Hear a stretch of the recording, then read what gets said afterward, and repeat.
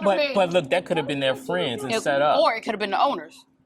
And I'm telling you, that could have been staged with their friends to make it look. Don't show, you know what I'm saying, your full profile. Oh, that is, oh my God. They're going to ask for that stuff up front to try to get it out you because they know now, hey, this dude got this money. I'm standing firm. And guess what? I'm going to get this money because they got enough money to pay me. Exactly. Welcome back to the channel, everyone. For those of you that don't know us, my name is Jackie. I go by T. And we are Jackie and T. Just like that. Simple as that. Simple as that. But today is going to be a very interesting topic because we brought it up in another video, and it is how to negotiate to pay the price you truly want to pay without being like super cringe about it. Yeah, absolutely. Negotiation is the name of the game, you know what I'm saying, out here especially. So there are a few things that we just want to highlight on because we brought it up in a previous video. Hey, you gotta negotiate. So have to. The first thing I'm gonna say is do not get emotionally attached to a property.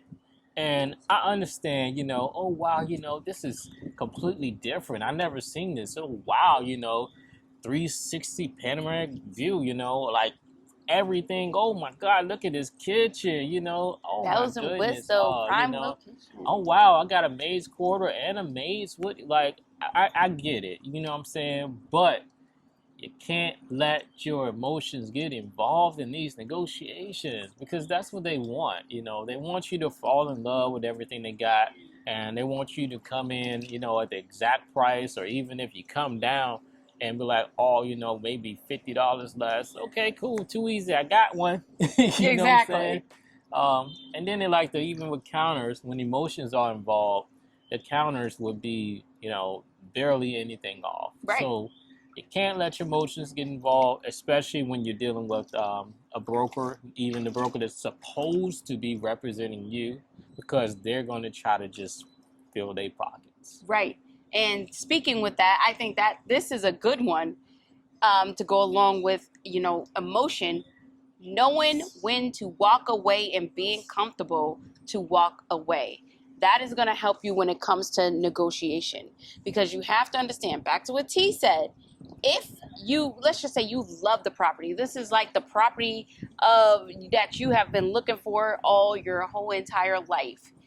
If that number does not meet your number or anywhere near your number, you have to be comfortable enough. You will forfeit the property in that event. Because if that is the case, and if the realtor feels like, or broker feels like, oh my goodness, they really don't care about this, their price is their price, then trust and believe that price is going to go down.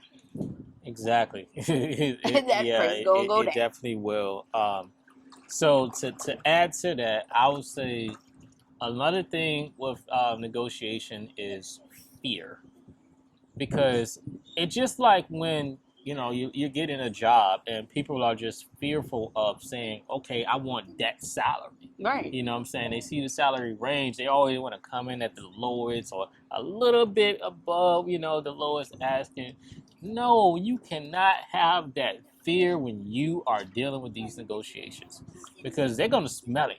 Yeah. They're going to smell that fear a mile away, and they're going to walk all over you with that. And you're going to end up stuck paying a lot higher than what you should be paying. Yep.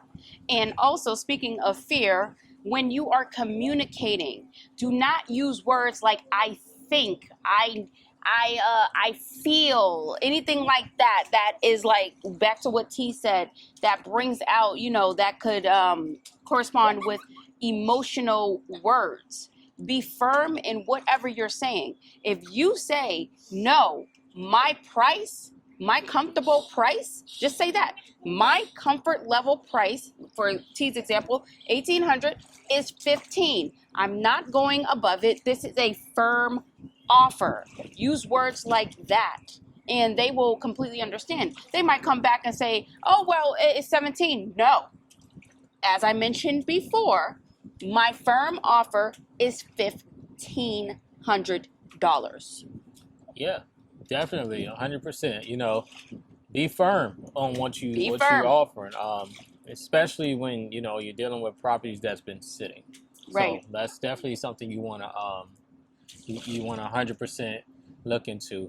Also, with negotiation, don't show, what I'm saying, your full profile Oh, that is, oh before. my gosh. Oh my gosh. Yes, T, Yeah, that is a good one right there. I was trying to think of the word Yeah. to get for. There's Your actually a financial word, profile. Yeah. for that Right. I was thinking of. Right. But do not reveal. Don't show all your eggs, basically. You know what I'm saying? Because If they you sitting calculated. They here, calculated. if you got, your retirement, what I'm saying, you got your self-employed income, you got everything else. Don't show all this stuff. I mean, heck, you can be a YouTuber and afford to get that place. That don't mean that you need to show all this extra income, Right. because they're gonna ask for that stuff up front to try to get it out you, because they know now, hey, this dude got this money. I'm standing firm, and guess what? I'm going to get this money because they got enough money to pay me. Exactly. Exactly. And while you're talking about that, let's talk about the interaction. So, the way that is supposed to go, they will want you to send over your bank statements, any type of income, all of that stuff to make sure that the person that they're dealing with has, like, their finances together and could actually afford it. While that seems like, oh, innocent, don't do it. Don't do it. Do not give anybody your information, okay, that has not agreed to the deal that you have set forth. Now, realtors, they will come back and say, well, I have to see your financial this, I have to see your bank statement, I have to do all this. No, they don't. No, they don't. You just say, I am a, reliable tenant. I have enough money to cover this residual money, whatever you have, and I do not feel comfortable, or I am not sending said information, especially without an agreed upon rent payment. So to just add, I'm gonna add a bit to that for a second. It's kind of his own thing, but it's in addition to that. When you are going through that process about showing your hand, make sure that when it comes to what's about to happen, meaning like, okay, this lease, make sure that all the terms are set, so you're not walking into something blindsided. Go ahead and look, okay, this is what I'm looking for in a lease. You know what I'm saying? Like, be firm. Don't be like, okay, what are the lease terms? No, this is what I'm looking for. Because make sure that you have power too, and not just them controlling everything. Right. Hey, I'm looking for a 9 months lease. You know what I'm saying? Mm-hmm. Things like that. Hey, I'm looking for a 6 months lease. Don't get bullied into, well, since you're looking for that, you got to pay this much higher. No. How about your property just sit? Right. And be comfortable with I leaving. go somewhere else, because there's a lot of other places It's a lot that are of going to be inventory. open to accepting this. So, stand firm on what you want. Don't get bullied into something. Especially don't get bullied by the brokers. You know what I'm saying? Exactly. They are famous for trying that, because they like to capitalize on, oh, shoot, expat. Like, their eyes light up. Their eyes light up when they see that, especially when you come in with some money. Because I'm telling you, they're going to try hard to get over on you. Exactly. The wind is blowing a little, so you might see a little shaking. But another thing, when it comes to negotiation, understanding location matters. That's a good Location matters, y'all. Yeah. It definitely matters, especially out here in the nature of how everything works. You have to do your own due diligence. We mention all the time, use AI, use Chat GPT, use Google Gemini, use whatever you want to do. But you make sure you do your research in the area. Do not rely on that realtor. I'm telling y'all, don't rely on that realtor, that broker to do that information for you. Because if that's the case, they're just feeding you information without you really knowing or, you know, being able to push back. Like, does this even make any sense? Because we had people tell us like, oh yeah, this is the prime location and this is the lowest and all this other stuff. Well, let me find if this is the lowest, okay? Let us find if that's the lowest. And that's what you want to do. You want to research that location. You want to research that number of bedrooms. You want to research the whole makeup of whatever, if you're getting an apartment, if you're getting a house. You want to do your own comp analysis before you are, you know, entering into any negotiation. Yeah. Last thing that I want to say is use your resources. And what I'm saying is don't use resources that are involved. Do not use, you know what I'm saying, the stakeholders. Right. Because they're going to good be the one. ones that's going to... Don't use the stakeholders. So if you got some resources, such as if you know somebody who speaks Spanish, for example, you know what I'm saying, you want to utilize that Spanish speaking friend. You know what I'm saying? You got AI, you know what I'm saying, right there on your phone or whatever the case. Go ahead and utilize the power of AI, because the minute that they catch you slipping, that a little bit of, you know what I'm saying, opportunity right there, they're going to capitalize on. And even if you got like some people on YouTube that you can truly trust, utilize your Shameless plug. resources. Utilize them, I'm telling you, because I mean, you guys, you know, that's been here for a while with us, you guys knew how we are. You probably can let others know too, you know what I'm saying, but I'm telling you, you gotta utilize your resources. Do not get screwed. The last thing you want to do is sign something that you have no idea what you're getting yourself into, because I've seen it where people have they got no AC and they sit in 100 degrees and the humidity is skyrocket high. You know what I'm saying? They have what was it, burned light bulbs. Yeah, she had light bulbs that didn't work because she didn't check those during the inspection. They were completely toasted. She had appliances that were broken, all within a matter of the first 2 to 3 weeks, you know, getting in. So utilize your resources. Do not depend on the stakeholders. I'm telling you. Trust me on that. I'm telling you. Yes, they are not always in your best interest, Nope. if at all any. And most importantly, before you sign on that dotted line in the middle of negotiations, do not do anything before meeting that owner. Before meeting the owner of the property. We have mentioned this before. You have to meet who you will be dealing with after the fact. Now, I know, sometimes they may put the pressure on, well, this unit is going to leave in 3 days or 3 hours. We have remember they did that? We have a whole list of people with appointments on the apartment.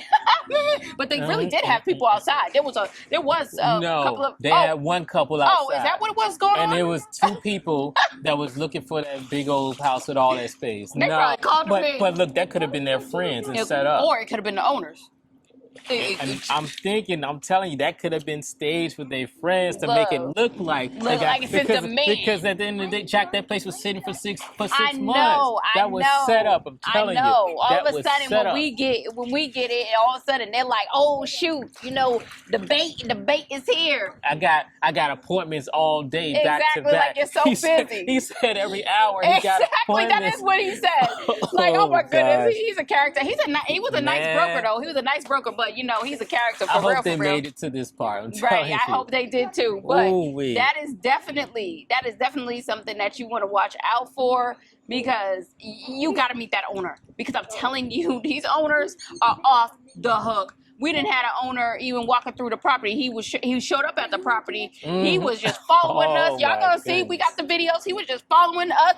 They're like, don't go in there. Don't go in there. I'm like, what? What in the hell is this? They're like, don't record and all this other stuff. I'm like, what?